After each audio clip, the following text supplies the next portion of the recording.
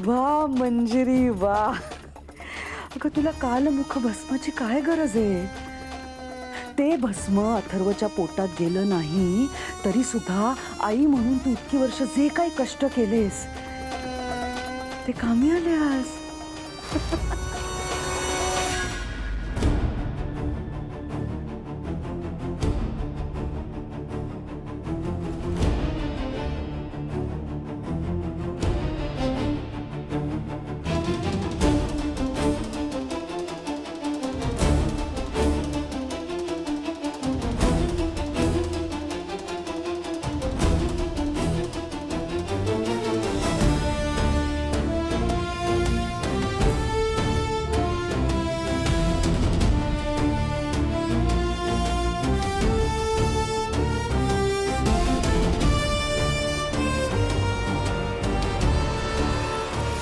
वेदाचे बाबा,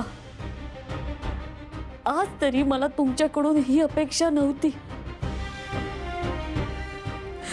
आज पुन्हा एकदा तुम्ही तुमच्या आईची बाजू घेऊन आपल्या कुटुंबाला संकटात टाकले.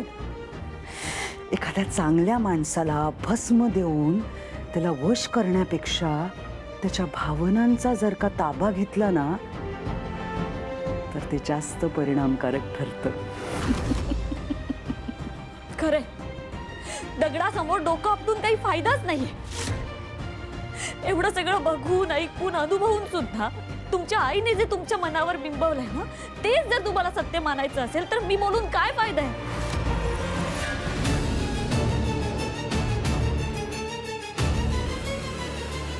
मी अथर्वच्या रक्तात मिसळलीये. त्याच्या विश्वात, त्याच्या मनात खोलवर जाऊन रुजलीये मी.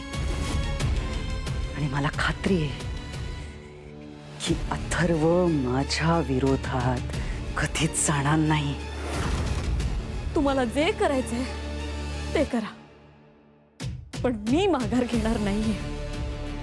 पण त्या बाईपासून आपल्या कुटुंबाचं रक्षण करण्यासाठी मला जे करावं लागेल ते मी करेन.